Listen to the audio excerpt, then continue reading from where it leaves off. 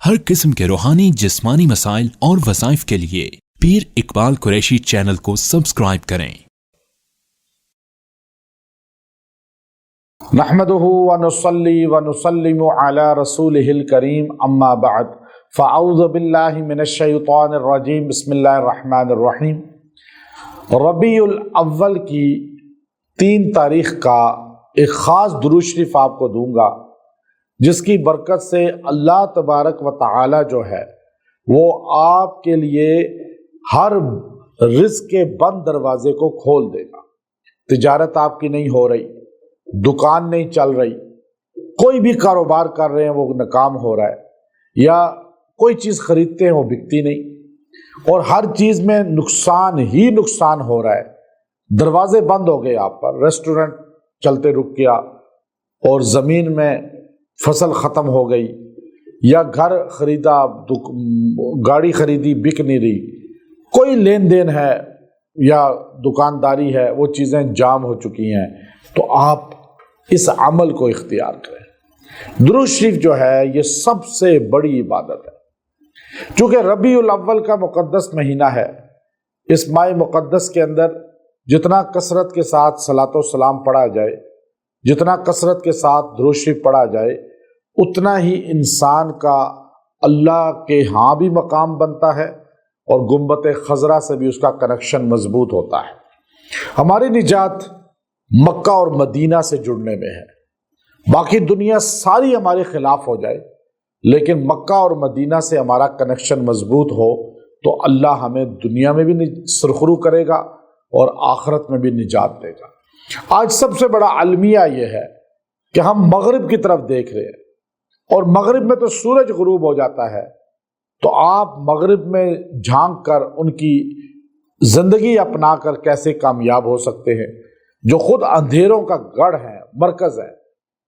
ہمیں اللہ نے مشرق وسطی، یعنی مکہ مدینہ مشرق وسطی میں ہے، مشرق سے سورج نکلتا ہے، اندھیرا ختم ہوتا ہے، اور وسطی بالکل سینٹر ہے اس کا۔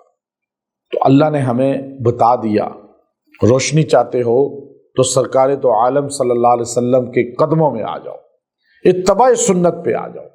تو آج مسلمان کو سب سے زیادہ اتباع سنت کی ضرورت ہے۔ محبت کا دعویٰ سارے کرتے ہیں، لیکن اتباع پر بہت کم لوگ ہیں۔ قرآن پاک میں اللہ نے جہاں بھی نبی کا ذکر کیا تو وہاں نبی کی اطاعت کا ذکر کیا، اطیعوا اللہ و اطیعوا الرسول۔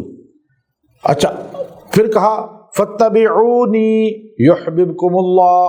حضور آپ فرمائیے کہ میری اتباع کرو تو اللہ تم سے پیار کرے گا۔ نبی کی اتباع کی ضرورت ہے۔ محبت تو ابو لہب بھی کرتا تھا، محبت تو دیگر بھی کرتے تھے جو مشرک تھے، اور انہوں نے باقاعدہ طور پر محبت کا دعویٰ بھی کیا، لیکن اتباع حبشہ کے غلام نے کی، اللہ نے ان کو عزت اور شان دے دی۔ اتباع جو کرے گا اسے شان ملے گی، اور جو اتباع نہیں کرے گا، صرف محبت کا دعویٰ کرے گا، ابو لہب کی طرح اس پہ تبت کی آیت اتری، اللہ نے کہا ہاتھ ٹوٹ جائیں ابو لہب کے۔ تو اس لیے یاد رکھیے گا، مسلمان کو محبت کے ساتھ اتباع لازم ہے، اتباع رسول اختیار کرے، نقل نبی علیہ السلام کی کرے ہر چیز میں۔ آپ نے خود فرمایا صلو کما رأیتمونی، تم نماز ایسے پڑھو جیسے مجھے دیکھتے ہو، یعنی ہر کام ایسے کرو جیسے نبی کرتے ہیں، صحابہ نے کی، اہل بیت نے کی۔